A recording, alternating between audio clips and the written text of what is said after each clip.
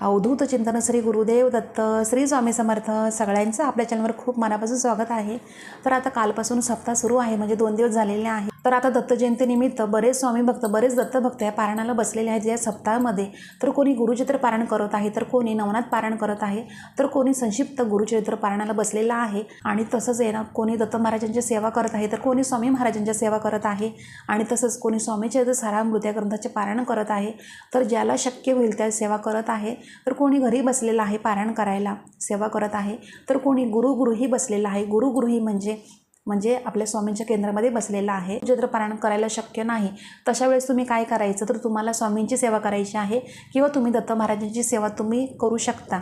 तर आपल्याला दत्त जयंतीनिमित्त आपल्याला काही स्वामींची सेवा आणि दत्त महाराजांची सेवा करायच्या आहेत। तर तेच मी तुम्हाला आज सांगणार आहे आणि त्याचे नियमसुद्धा सांगणार आहे। तर सगळ्यांनी कृपया पूर्ण व्हिडिओ बघा, कोणी मध्ये स्किप करू नका। आणि तुम्ही नवीन असाल, फर्स्ट टाईम माझे व्हिडिओ आता कोणी बघत असाल तुम्ही, तर आपल्या चॅनलला नक्की सबस्क्राईब करा आणि श्री स्वामी समर्थ कमेंट बॉक्समध्ये कमेंट नक्की करा। तर आता आपल्याला सेवा अशा कोणत्या करायच्या आहेत, तर आधीच्या व्हिडिओमध्ये मी तुम्हाला सांगितलं होतं की स्वामींच्या अशा कोणत्या प्रभावी सेवा आपल्याला करायच्या आहेत। तर त्या कोणत्या होत्या, तर स्वामी चरित्र सारामृत या ग्रंथाचं पारायण, तसंच तारक मंत्राचं अनुष्ठान आणि तसंच नामस्मरण 11 माळी श्री स्वामी समर्थ या मंत्राची 11 माळी करायच्या आहेत आपल्याला दत्त जयंतीनिमित्त। तर आता जी व्यक्ती गुरुचरित्र पारायणाला बसलेली नाही आहे, तर त्या व्यक्तीसाठी मी हा खास व्हिडिओ घेऊन आलेली आहे। तर ज्यांना गुरुचरित्र पारायण करणं शक्य झालं नाही, तर त्यांनी काय करायचं, अशा वेळेस तुम्हाला गुरुचरित्रामधला 14वा आणि 18वा अध्याय पठण करायचा आहे। तर तो कसा करायचा, तर बघा तुम्हाला मी सांगते बघा, ही छोटीशी पोथी आहे गुरुचरित्रामधला 14वा अध्याय। आता तुम्हाला उलटं दिसतंय, नाव क्लिअर दिसत नाही आहे, हा 14वा अध्याय आहे आणि तुम्हाला सांगते मी हा आहे 18वा अध्याय। म्हणजे असे 2 आहेत, हा आहे 14वा अध्याय आणि हा आहे 18वा अध्याय। म्हणजे अशी तुम्हाला 2 छोटीशी पोथी असते, ती तुम्हाला भेटून जाईल आपल्या स्वामींच्या केंद्रात। कितीलाही माहिती आहे का तुम्हाला, ही फक्त 15 रुपयाला आहे, काही महाग नाही आहे। बघा ही छोटीशी पोथी आहे, फक्त 5 मिनटं 4-5 मिनटं लागतात ही वाचायला। कारण तुम्हाला मी सांगते बघा, तुमच्याकडे जो असेल ना, तर तुम्हाला लवकरच आता सुरुवात करायची आहे, उद्यापासूनच, आजपासूनच करा मित्र म्हणतात। आपण आहे ना, ज्यावेळेस पारायण करतो ना गुरुचरित्र पारायण, तर त्यावेळेस आहे ना फक्त आपल्याला गुरुचरित्र ग्रंथाला हात लावायचा असतो, इतर वेळेस आपल्याला हात लावायचा नसतो। कारण आपण सुद्धा अशुद्ध असतो, आपले पाय वगैरे धुतलेले नसतात, आपण कुठून येऊन असा हात लावायचा तसं नाही त्याला चालत। कारण त्याला आपण स्वतः शुद्ध पाहिजे, तेव्हाच आपण त्याला हात लावू शकतो, असं असतं त्या ग्रंथाचं सुद्धा।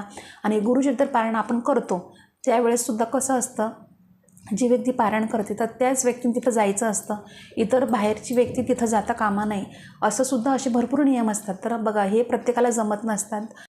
आता गुरुचरित्र हा ग्रंथ तुम्हाला माहीत असेल की किती प्रभावी ग्रंथ आहे, किती पवित्र ग्रंथ आहे। आता मी तो तुम्हाला नाही दाखवत, कारण आता मी पारायणाला बसलेली आहे, तर पूजा मांडणी केलेली आहे, तिथंच येतो बाहेर ग्रंथ, मी इथं आणलेला नाही। आता मी तुम्हाला असंच सांगते। तर आता गुरुचरित्रामधला 14वा आणि 18वा अध्याय आपल्याला पठण कसा करायचा आहे, तर बघा त्याची काही वेळ वार नियम असं काहीच नाही आहे, तुम्हाला मी आधीच सांगते। बघा गुरुचरित्र हा मेन ग्रंथ असतो, आपला मूळ ग्रंथ, तर त्याचे किती नियम अटी आहेत, भरपूर आहेत।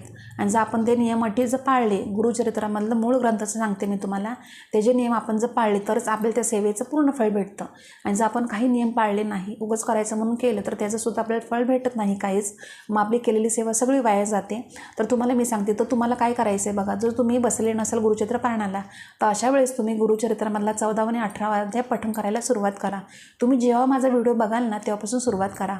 गुरुचरित्रामधला 14वा आणि 18वा अध्याय जो आहे ना, तर तो मेरुमणी ओळखला जातो, असं असतं। जरी तुम्ही हे 2 अध्याय जरी पठण केले ना, 14वा आणि 18वा अध्याय, तरी तुम्हाला आहे ना गुरुचरित्राचं संपूर्ण फळ भेटणार आहे। आता तुम्हाला मी सांगितलं की हे तुम्हाला कुठे भेटलं, तर तुम्हाला समजलं असेल। आणि तसंच बघा हे 2 असे तुम्हाला नाही भेटले ना वेगवेगळे, तर तुम्ही काय करायचं, तुम्हाला आहे ना डायरेक्ट असा एकच ग्रंथ येईल, 14वा आणि 18वा अध्याय त्याच्यातच असतो, डायरेक्ट एकच ग्रंथ, तसा भेटला तरी चालेल किंवा असे 2 छोटेसे आणा तरी चालेल। तर लवकर तुम्ही आणा, तुम्हाला एवढंच सांगते मी। तर आता हे 2 अध्याय मी सांगितले ना, 14वा आणि 18वा अध्याय गुरुचरित्रामधला, तर ते वाचायला तुम्हाला किती मिनटं लागतील, फक्त 9 ते 10 मिनटं।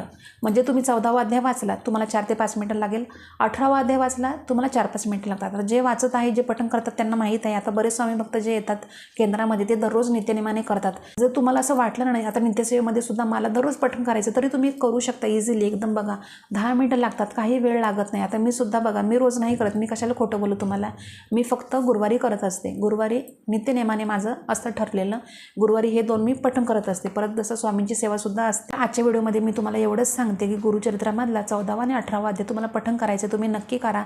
बघा जी व्यक्ती पारायणाला बसली नाही, मूळ ग्रंथ गुरुचरित्र गुरुचरित्र आहे त्या पारायणाला बसली नाही तर त्या व्यक्तीने काय करायचं तर गुरुचरित्रामधला 14 आणि 18 अध्याय पठण करायचा आहे. एवढं लक्षात ठेवा, विसरू नका. कारण बघा दत्त जयंती येत आहे. आपल्या सगळ्या स्वामी भक्तांचा, दत्त भक्तांचा आवडीचा खूप महत्त्वाचा असा दिवस आहे. तर तो आपण अतिशय आनंदाने उत्साहाने साजरा करणार आहोत. त्याच्यासोबतच आपली सेवासुद्धा खूप अशी व्हायला पाहिजे. सेवेचा बँक बॅलन्स वाढला पाहिजे, त्यासाठी आपण सेवा करतोय. तर नित्यसेवेमध्ये सुद्धा तुम्ही हे पठण करू शकता 2 अध्याय. आणि तसंच त्याच्यासोबतच बघा गुरुवारी सुद्धा तुम्ही पठण करू शकता आणि दत्त जयंतीनिमित्त सुद्धा तुम्ही आता सुरुवात करू शकता. तर आता तुम्हाला गुरुचरित्रामधला 14 आणि 18 अध्याय 2 अध्याय वाचायचे आहेत. तर तुम्हाला त्याचे नियम सांगते काय आहे. तर बघा याचे नियम काहीच नाही आहे. तुम्ही जर संकल्पयुक्त सेवा केली, एखादी तुमची मनोकामना इच्छा जर आहे काय आणि ती पूर्ण होण्यासाठी जर तुम्ही संकल्प केला तर तुम्हाला ब्रह्मचर्य पाळायची गरज आहे. आणि जर तुम्ही संकल्प नाही केला, डायरेक्ट अशीच सेवा केली, आपल्या स्वामी महाराजांसाठी, दत्त महाराजांसाठी सेवा केली, निस्वार्थपणे सेवा केली, तर तुम्हाला ब्रह्मचर्य पाळायची गरज नाही. फक्त मांसाहार तुम्हाला वर्ज करायचा आहे. मांसाहार तुम्ही करायचंच नाही अजिबात, लक्षात ठेवा. असं नाही की आता मी हे वाचतोय म्हणजे मी आता मांसाहार करतो, आता मला संध्याकाळी वाचायचे म्हणजे मी सकाळी खातो, असं नाही चालत. ही सेवा तुम्ही किती दिवस करू शकता तुम्हाला मी आता सांगते. तर बघा तुम्ही 11 दिवस करू शकता, 21 दिवस करू शकता, 51 दिवस, 108 दिवस करू शकता.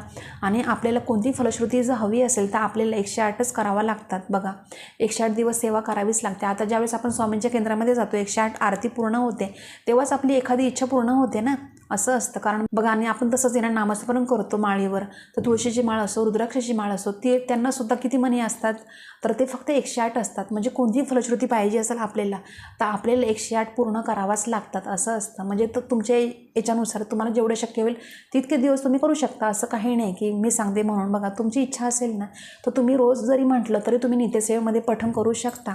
मग त्यावेळेस तुम्हाला ब्रह्मचर्य पाळायची गरज नाही आहे. तर ज्यावेळेस तुमची एखादी इच्छा असेल संकल्पयुक्त जर तुम्ही केली तर तुम्हाला ब्रह्मचर्य पाळायचे आहे.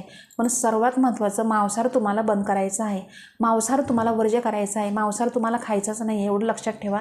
आणि परान्न तुम्हाला वर्ज्य करायचं आहे. जर संकल्पयुक्त तुम्ही केलं तर, आणि जर संकल्प केला नाही तर त्याला काहीच नियम नाही. बघा ज्यावेळेस तुम्ही संकल्पयुक्त सेवा कराल त्यावेळेस तुम्हाला नियम सांगते काय आहेत.